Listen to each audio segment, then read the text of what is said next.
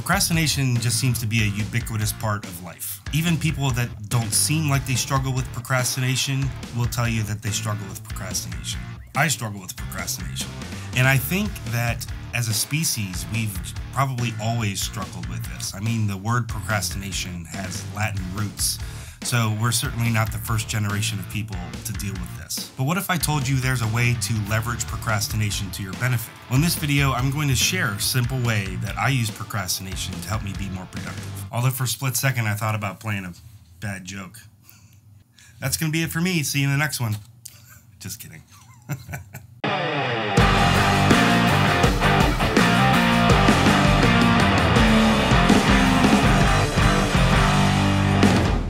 Welcome back, guys, and if you're new here, then I guess welcome for the first time. But my name's Dan Fox, and on this channel I explore topics around designing the kind of life that you want to live, the habits and mindsets necessary to do that. So if this sounds like something you're interested in, make sure you subscribe and hit the little bell icon to make sure you're notified of my future videos.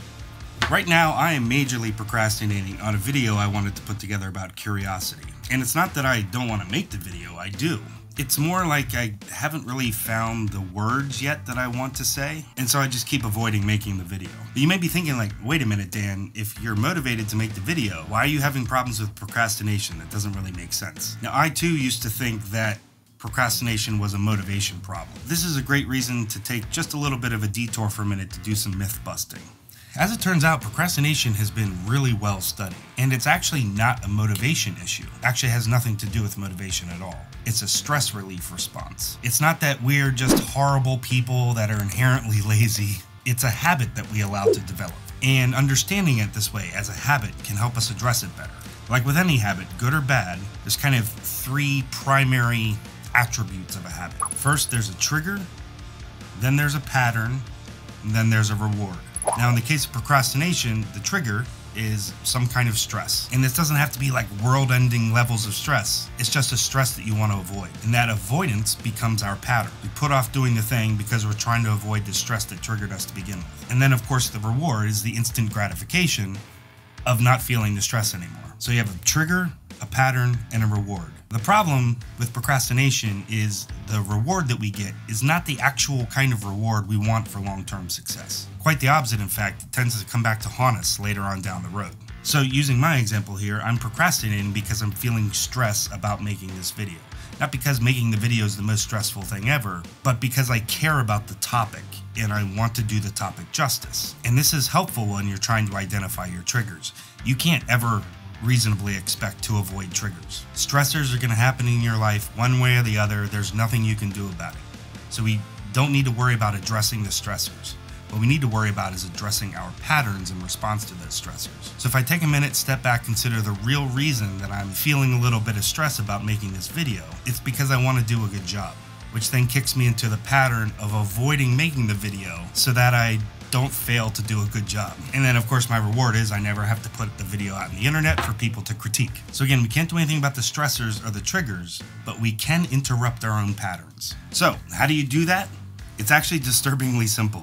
You just get started. You force it just for 5 minutes. Now, this is not the tip I mentioned about leveraging your procrastination in order to be more productive, but it does start with this. As I said before, procrastination has been researched a lot, and scientists have found that as much as 80% of people who just get started continue on the task after 5 minutes, even if they're really boring or menial tasks that no one wants to do. Now, in a previous video where I talked about some non-intuitive productivity tips, I'll link the video right up here if you're interested. One of the tips I gave was doing the hard thing first, and this is precisely why that works. Motivation is not something you build up in preparation for something. Motivation is a byproduct of doing something. And if you just get started, you're exponentially more likely to finish whatever it was that was important to you.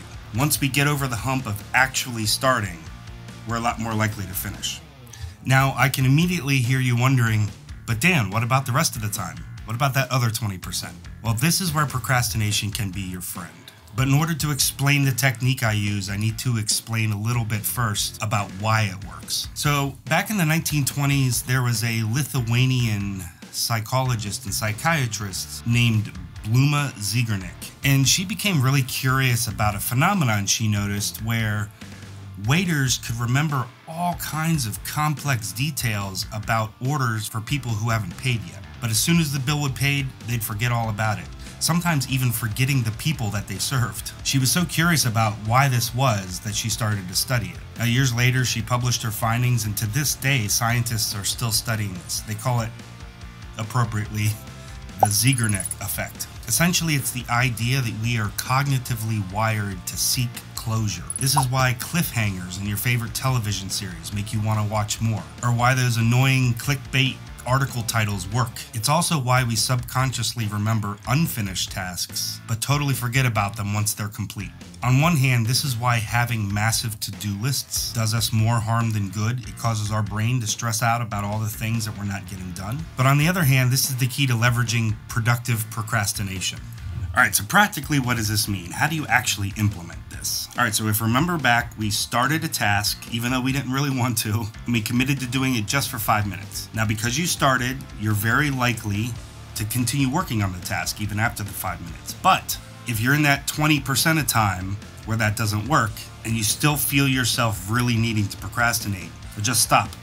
Let it be. Leave what you're working on unfinished and move on to other work or tasks that you need to get done. If you don't have any of those at the moment, now's a great time to go out and do whatever it is you do for a hobby. Not only will you be making better use of your time by working on some other project or learning new skills instead of trying to force the project that you're working on now, but your brain won't be able to let the first thing go. This is where the Zeigarnik effect comes into play. Even though you're now focused elsewhere, your brain will still be working the original problem. And one of two things will happen. Either, like a bolt of lightning, you'll feel like you had a breakthrough, or the stress of not doing the thing will build up to the point where you feel compelled to do it. Now, the key to making this work is to be intentional. So to give you an example, in my case, this video that I'm procrastinating on making, even though I don't feel ready to make it yet, I got started, and then I just walked away.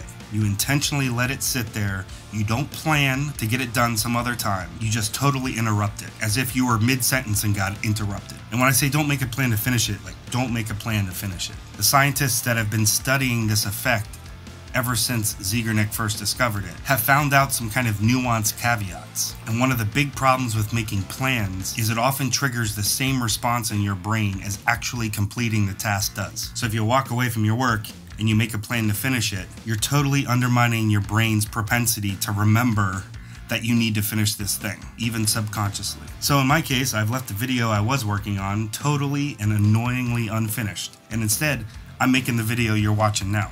This video you're watching now is me actively, productively procrastinating. I'm still getting something useful done, even though it wasn't the thing I wanted to get done. But since I started the process of making that other video, already during the recording of this video, I've had to stop a couple times because I felt compelled to jot down a couple things I thought of about the other video. But anyway, you get my point. The key is get started, and if you find that getting started doesn't give you the motivation to keep going, then stop midstream. Don't make any plans to finish what it was you were working on. It might be a couple hours from now, it might be a couple days from now, but you'll feel compelled to get working on the thing you're procrastinating on to begin with. Alright, well that's going to be it for me today. Just a short one, but I hope it helped. And if it did, please make sure you hit that like button right down there. And don't forget to check out this video over here for more goodies from me. Also, I'd be really curious to know if you have any tips for how you deal with procrastination. If you do, head on down in the comments and let us know. And hopefully you'll see a video from me soon about curiosity. But anyway, I'll see you in the next one. Later on.